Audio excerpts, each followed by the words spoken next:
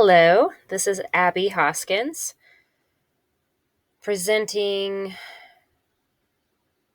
Teach a Topic Week 5 for KSPE 6220, Management of PE Programs for Valdosta State University. The topic for today is Organizing and Delegating Work, based on the textbook of Applied Sport Management Skills. So let's dive in. Organizing questions. So the first thing you have to do for the organizing function is to organize some questions, answer some questions that are pivotal to how your organization will flow. After planning, which was done in the previous week, organizing the 4 resources of human, physical, financial, and informational is the second function of management in order to achieve your objectives. The 6 questions needed to be answered to know which organizational structure to use. There are 6 questions to answer, I should say. Whom should each individual report to? So there's an organizational chart that we'll go over. How many individuals should report to each manager? How should the work be grouped? How do individuals and groups work together as a united team? At what level of management should decisions be made? And how should the entire firm be structured? So we'll go over structuring, who reports to who, and then eventually we'll get into delegating as well. The organizing function, there's 8 principles of organization. So we'll go over those in this slide and the next. The first is unity of command and direction. Each employee should report to only one boss. It gets confusing when people have to report to multiple bosses and then communication gets broken down. So it's best if you can report to one person. 2, chain of command, a formal path of communication in hierarchical, oh my gosh, I'm sorry, it's late. Hierarchical line of authority. I'm embarrassed now. Okay, here we go. So there's a formal chain of command, and just know that.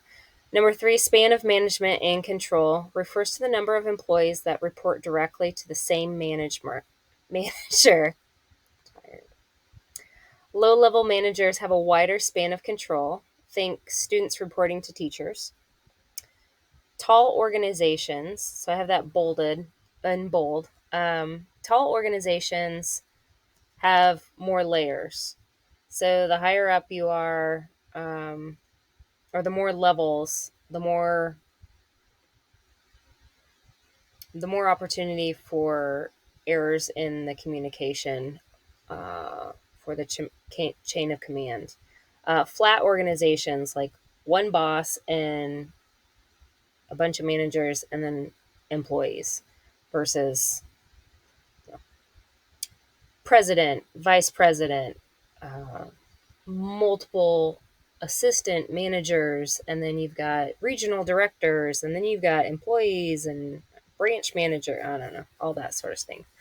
Flat organizations, less levels of management, speed up decision-making process with lower costs. So there's some benefit to having a flatter organization, less levels.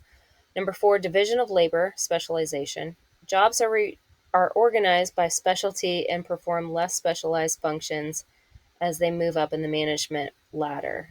Differentiation.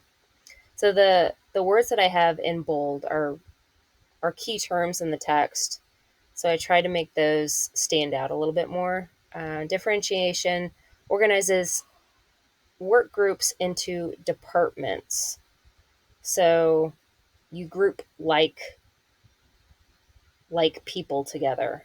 Like you would have in a school, a math department, a science department, English department, PE department. In other organizations, you'd have finance, marketing, human resources, that sort of thing. Integration coordinates activities between departments. So then you have the people who kind of are the go-between and communicate between them. Next slide is the rest of the 8 principles. Number 5 is coordination. Departments and individuals work together on objectives. Liaisons, so that's the go-between. Coordinate information between departments. You might have a head of a department who would make sure all the communication stays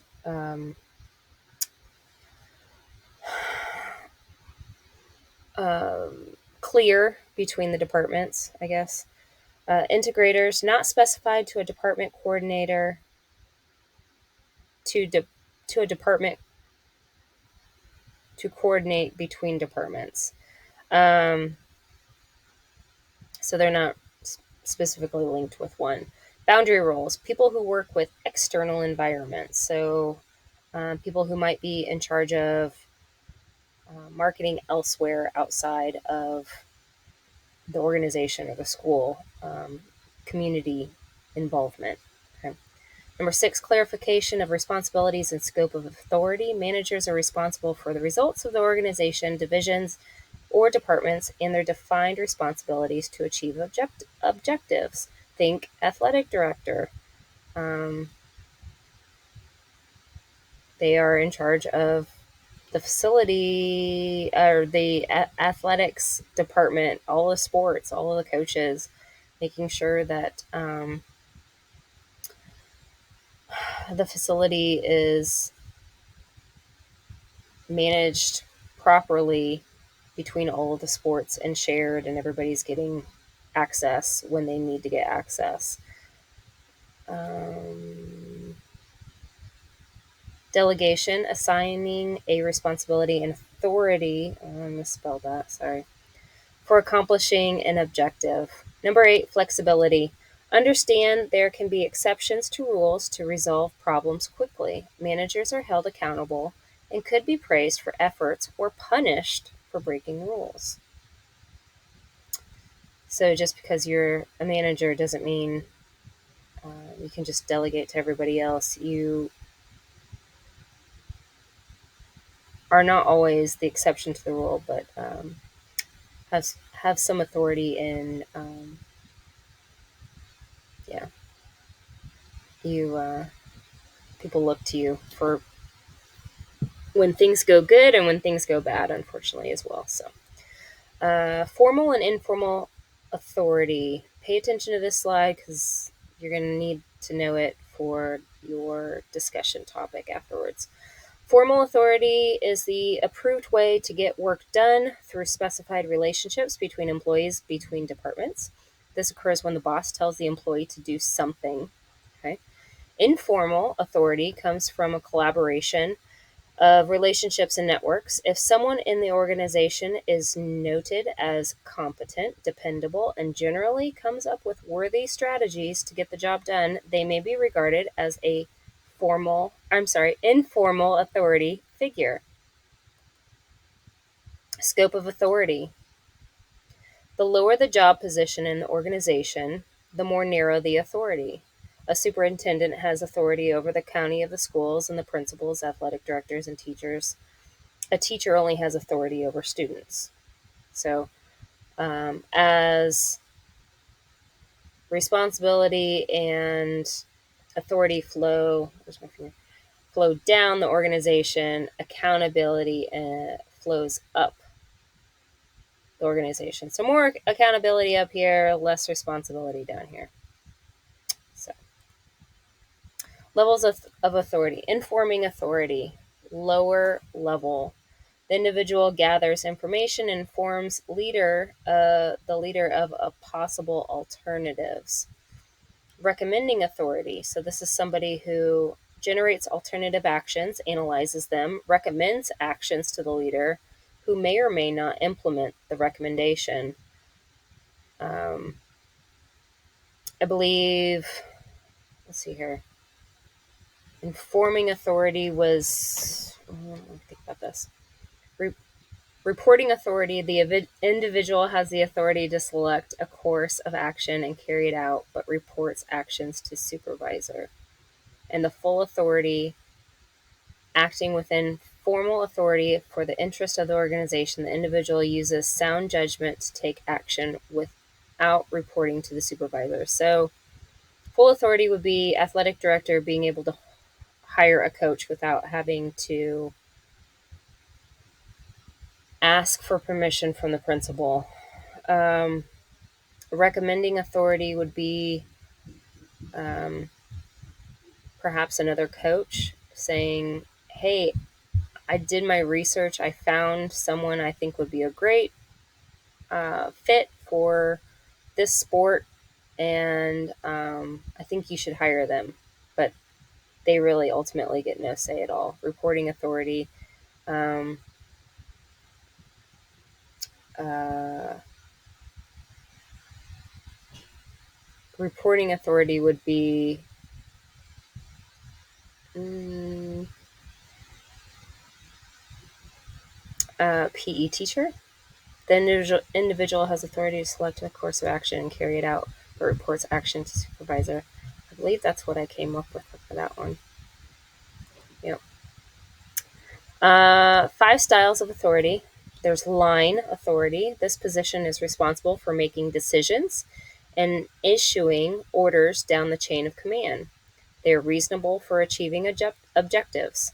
The AD would be responsible for hiring a new coach. Coaches would be considered to have line authority because they are responsible for victories.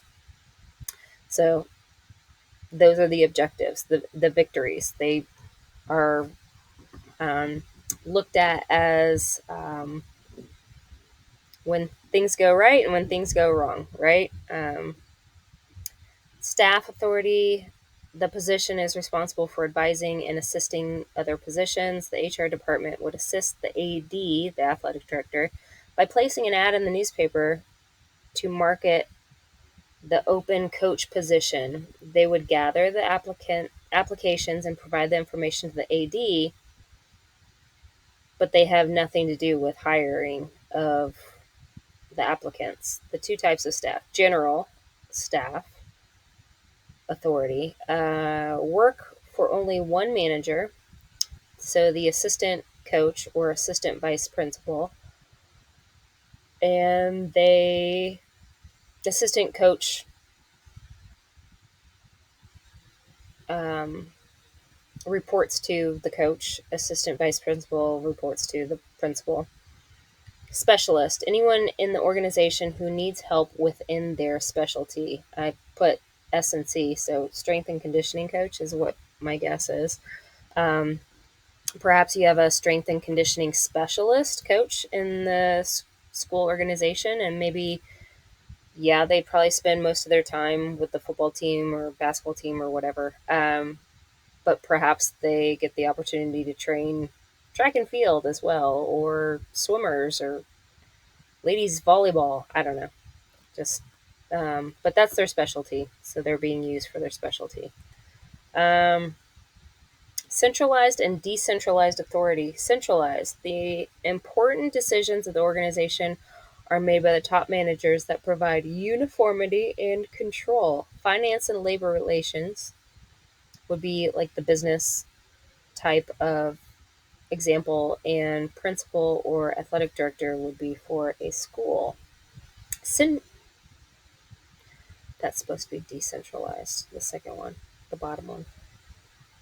My bad. The important decision of the organization or important decisions of the organization are made by the middle and first level managers, production and sales, coaches, and teachers. They are given authority to determine how they do their jobs and make decisions. So moving on to organizational design. So we get into kind of like the flowchart area. Organizational design is the arrangement of positions into work units or departments and the relationships between them. The organizational chart lays out the organization's management hierarchy and departments and their working relationships. So the level of management hierarchy looks like this. School board oversees superintendent, who oversees the principal, who oversees the athletic director and teachers. Chain of command would be supervisory, reporting, and relationship. Division and type of work, organized by product and functional areas, different academic areas. And departmentalization, organized by business of the firm and departments. Departmentalization. All right, so there's 4 types that we're going to look at here. Functional, organizes departments around essential input activities, managers of sport event ticket sales and managers of concession stand sales. So they're both very functional department, and they're separate. Ticket sales and concession stand sales would be separate. Well, at least that's my example. Customer organizes departments around the needs of different types of customers. So ticket sales to students versus ticket sales to staff, ticket sales to others, etc. I don't even know if there was another category. But that's just kind of trying to come up with an example for that. Product or service organizes departments around goods, products, or services. Coach of the tennis team versus coach of cross country team, etc., etc.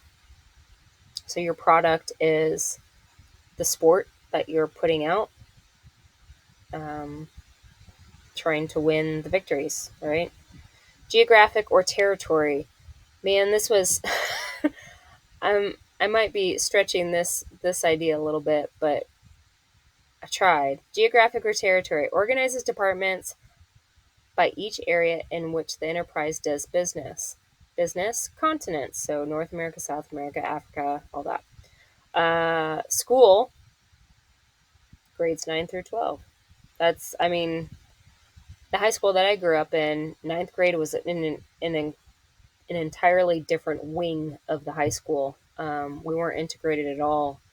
We shared common spaces like for music and gym and cafeteria and library and all that, but they kept freshmen completely separate, which honestly, I don't know why more schools don't do that. But so that was the first thing that came to my mind when I thought of geographic. Multiple departmentalization. You have a matrix. Staff are assigned to a functional department, but work on one or more products or projects. So perhaps you have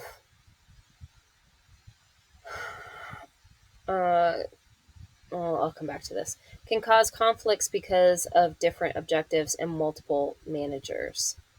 So in a school setting, perhaps that's someone who teaches both health and physical education. Maybe the school needs to hire another personnel, a staff person to cover that. Maybe there's a conflict because you just don't have the time or the space or the energy to do both. Company divisional would be considered companies within companies. So a business example is that Berkshire Hathaway has more than 60 businesses. In a school example, athletic department may have 13 different sports that they offer to their students. But some of them overlap season-wise, so not everybody can do every sport, right? Also called multi-divisional or M-form. Organizational design, athletic director and divisions and conferences. Notes, an important decision facing high school and college athletic directors is which division and conference to compete in. And I will be honest, when I read that, I didn't realize that you had the option. Um, so I had to dig in. I grew up in Indiana where the division of your school was based on the population or the size of your school. But if you performed well enough, you had the ability to score out of your division and play bigger schools. Here in Georgia, I didn't know if that was the case, so I had to do some research, and Google's no help at all. Um, but so I had to reach out to some friends that I knew, football coaches in the community or whatever, and I said, "Hey, how does this work? Is this the same thing?" And they kind of said basically the same thing. But there was something about regions which I wasn't familiar with that Georgia has, um, that you can play into different regions, I think. But so anyhow, I had to look into this because I didn't know. And then also,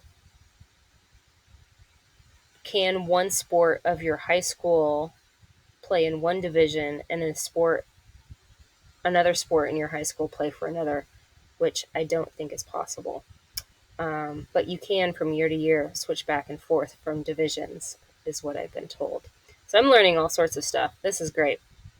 Um, Staff are assigned to a functional department but work on one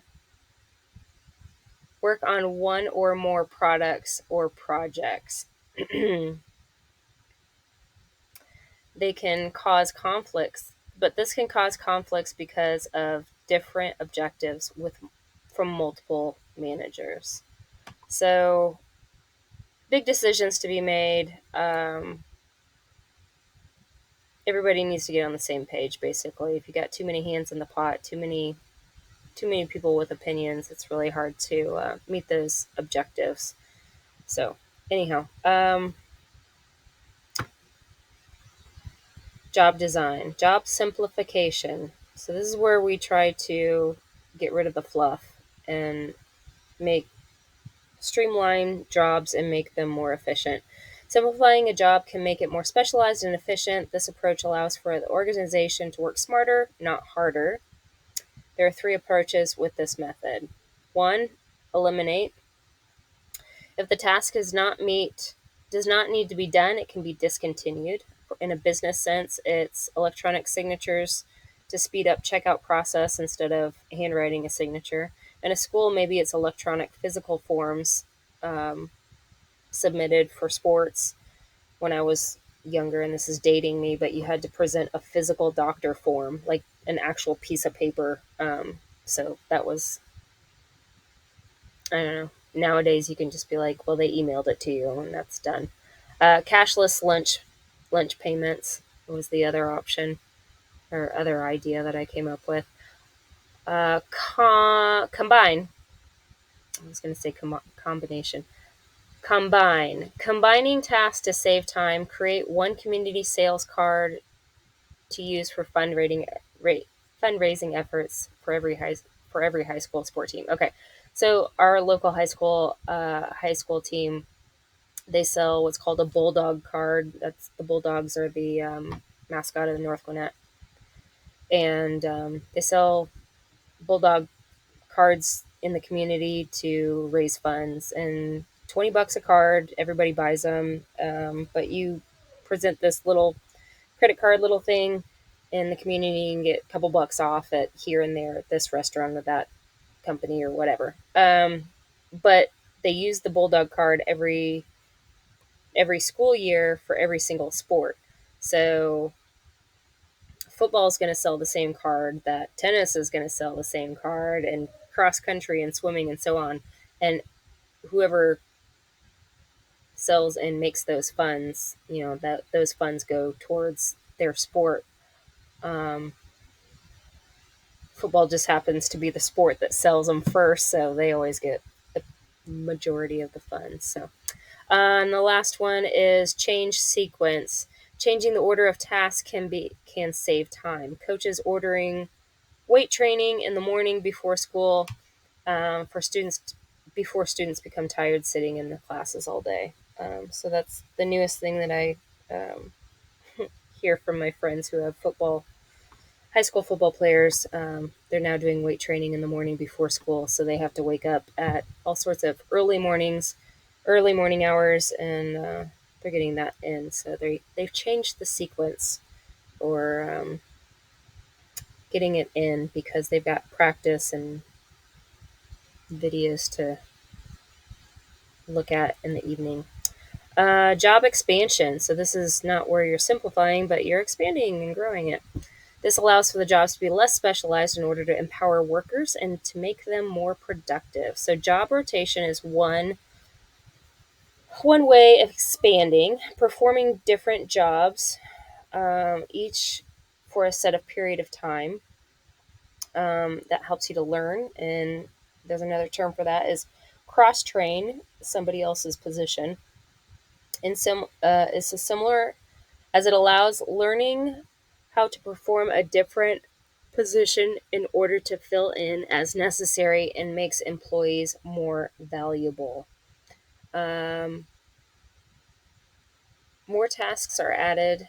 Oh, for job enlargement, more tasks are added to a job to perform, to provide variety. Um, just in case you get bored a little bit. This has a tendency to decrease motivation if too many simple tasks are added to the workload, however. So, um, if you expand too much on a simple job, they're not being challenged, if you're only continuing to add simple job tasks. Job enrichment can be motivating as challenging tasks are added. Flexible schedules and job sharing offer variety and spread responsibility. Maybe two coaches for one job. Maybe you have two assistant coaches, and they each take on a different role, but they share the responsibility. Maybe that's it. Job design, work teams. I struggled with this one. Okay, so work teams, a form of job enrichment. This empowers and allows cross training to determine which members perform which roles. And there's two types of work teams. So, integrated. Manager assigns tasks and oversees work. The team assigns tasks to members, with manager having final say. So this would be maybe athletic director still works on team but has final say. Or excuse me. So that would be integrated. There's still someone in charge. Self-managed team. I could not come up with a example where this would work in any school, but maybe it could. I could not wrap my brain around this concept working within a school. There's always a hierarchy. There's always somebody getting a final say. I feel like there would always be integrated teams, but I cannot imagine self-managed unless it was in a club, maybe a non-paying position. So teams are assigned an objective but operate with a designated manager. Members evaluate each other's performance and have the ability to discipline and fire others on the team. In a public high school, this could work in a club, or maybe like a rec league. If you had like a non-competing, like a high school association team, it would have to be intramural, I guess. But not in a paying position. Certainly, I can't imagine where this would fit. Job design, job characteristics model. Okay, so this model provides a complex conceptual framework for designing enriched jobs. It is important to understand the components in order to know when to seek professional guidance. So there's some things here bolded. So those are the I have it in the next slide. Hold on.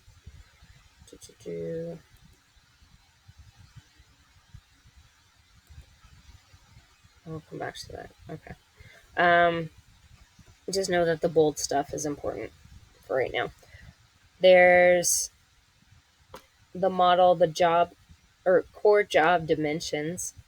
This aims to determine a job's personal outcome or quality and work outcome, their productivity, by enhancing the 5 job dimensions: skill, variety, task identity, task significance, autonomy, and feedback. Critical psychological states and personal work outcomes. So, oh yeah. So this is another characteristics model. As experience meaningfulness of work. As experience meaningfulness of work, experience responsibility for work, knowledge of the results are improved. Okay. And knowledge of the results are improved. So are the personal and work outcomes. Okay. So as you improve the critical psychological states and personal and work outcomes, or as you work on the responsibility of work, knowledge of the results, the meaningfulness of work, the personal and work outcomes are improved. Okay. If a person is not interested in enriching the job, there will be no increase in personal and work outcomes. So basically, for employee growth needs strength. The greater the growth need, the greater the results in the 3 stages. So the 3 stages, that's where it is. Okay. So the 3 stages are the personal outcome, quality, and work outcome productivity, which is in the bold over here. The 5 core job dimensions: skill, variety, task identity, task significance, autonomy, and feedback. And then the meaningfulness of work, experienced responsibility for work, and knowledge of the results. So those are the 3 stages that the employee growth needs strength is referring to. Organizing yourself and delegating work. All right, closing in. Setting priorities as a manager begins with asking 3 questions. 1, do I need to be personally involved? If you are the only one who can complete the task, if I am the only one that can complete the task, then I must be involved. But if the answer is no, delegate it to somebody else. So is it an easy task? Then definitely give it to somebody else, because you don't need to be spending your time on it. Number 2, is the task my responsibility? Was it personally handed to me? As an athletic director, you will be responsible for overseeing the performance of your athletic department and completing certain tasks. If someone personally gives you a task and says, I want you to do it, then you should do it, especially if your superior tells you, I want you to do this. Number 3, is quick action needed, especially for a deadline? Do not procrastinate. Deadlines are often missed because tasks are started too late. Start setting up the gymnasium for, and this is the example I came up with. Start setting up the gymnasium for a game night immediately after the last PE class of the day. Don't wait until people start showing up and the ticket booth is set up or whatever. So don't procrastinate. Organizing yourself and delegating work. Setting priorities. So assigning your priorities,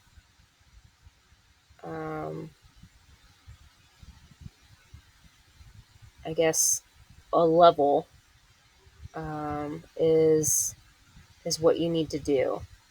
So delegate priority with a letter D. This is when you determine that delegation is given if you answered yes to the first question. Now remember on the last slide, the first question was, do I need to be personally involved? No. If you determine no, then delegation is needed. Then delegation can happen. So put D next to it. Plan the delegation and when it will take place. High priority, H. A high priority is given if you answered yes to all 3 questions. Do I need to be personally involved? Is the task my responsibility? Is quick action needed for a deadline? If you answered yes to all 3 of those, it's a high priority and you need to take action right away. Besides, no one wants to delegate to somebody if there's a deadline that needs to be happening right now. There's no time to explain things. So, medium priority, M. Assign a medium priority to a task if you answered yes to question 1. Do I need to be personally involved? But no to question 2 or 3. Is the task my responsibility? No. Is quick action needed for a deadline? No. All right. Then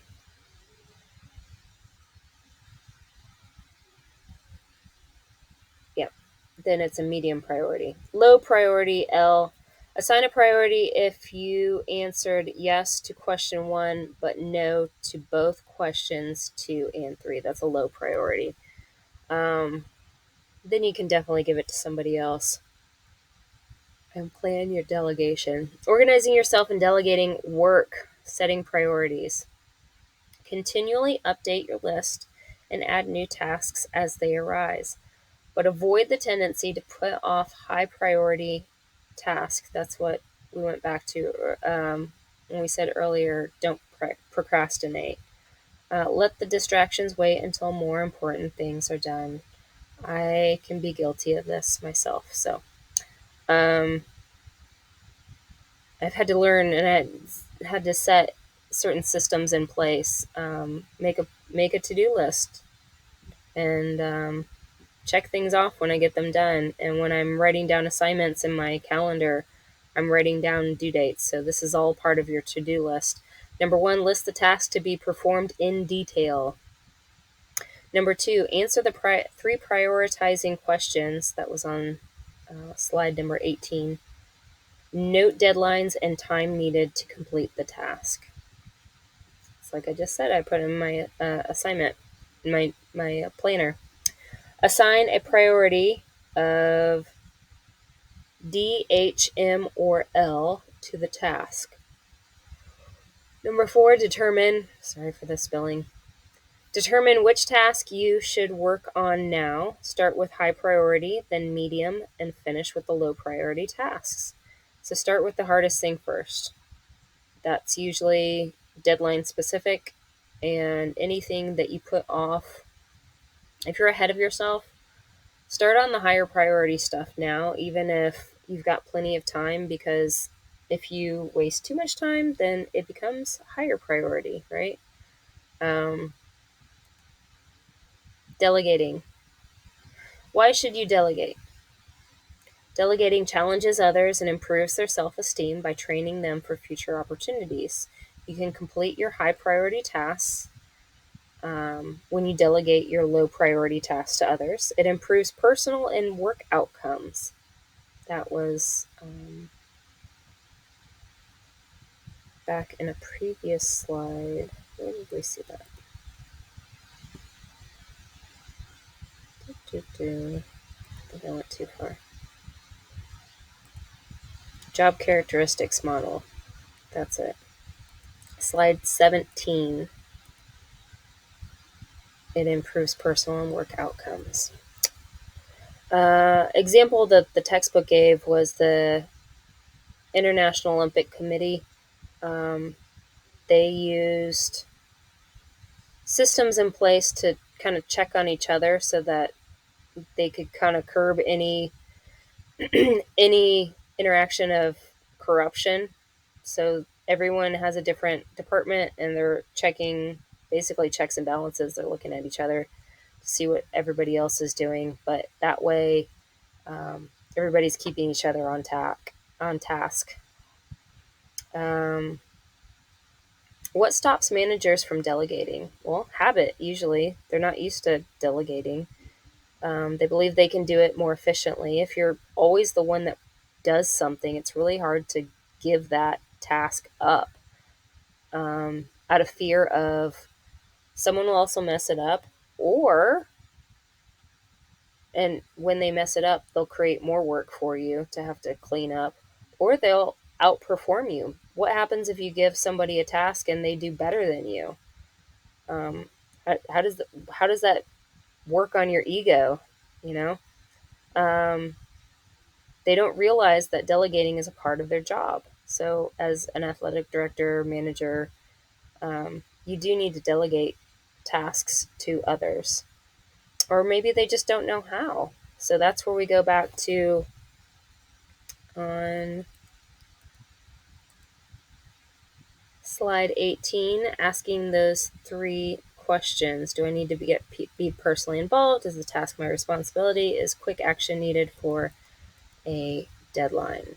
How can managers know, we're in the yellow now, how can managers know that they delegate too little? Well, they take work home, they perform employee tasks, they are behind in their work, feel pressured and stressed, rushing to meet deadlines, rarely meet deadlines. Employees seek their approval. So you should have employees, if you're delegating, you should have employees that you should be able to give them tasks that they can complete on their own without having to come back to you for approval and questions every time. You should be able to set them up. You should know their competency level to be able to perform these tasks without needing your feedback all the time. And I am closing up on my time here, so I'm going to speak a little bit faster. Getting to delegate. Know what, when, and who to delegate to. Delegate paperwork, routine tasks, technical matters, tasks with developmental potential, and problem solving matters. Small little things. Do not delegate personal matters, confidential activities, crises. You don't have time, and you might be, you need to handle those as the manager position, athletic director. Activities assigned to you personally by your boss. If they gave it to you and said, I want you to handle this, it's yours. Do not delegate. Find the right person. As the athletic director, you will know your employees and should consider their skills and the requirements of the job in order to coach them through the task in order to succeed. All right, second to last one. Getting to delegate, organizing yourself and delegating work. 4 steps for delegation model to ensure the job you need to get done will get done correctly. Explain the need for delegating and the reasons for selecting the team member. Give work meaning. Tell them why they were chosen and be positive. Number 2, set objectives that define responsibility. Define the employee's responsibility and their level of authority. Develop a plan. Number 3, develop a plan that will meet the objective. You develop the plan alone. That will meet or with them, or allow them to develop the plan alone. Number 4, establish control checkpoints and coach as needed. The lower the employee's capabilities or experience, the more often you should check on their work. Discussions, questions, and I'll have this posted as well. Consider a person in your job, present or past, who holds or held informal authority within your school or organization that you and or others turn currently or turned past to for leadership. Slide 5, page 119 in your textbook. Answer the questions. What distinguishing qualities qualified them for an informal authority? Was their influence positively regarded by the formal authority? Did the boss get upset? All right, that's it. That's all I got. Thank you. Bye.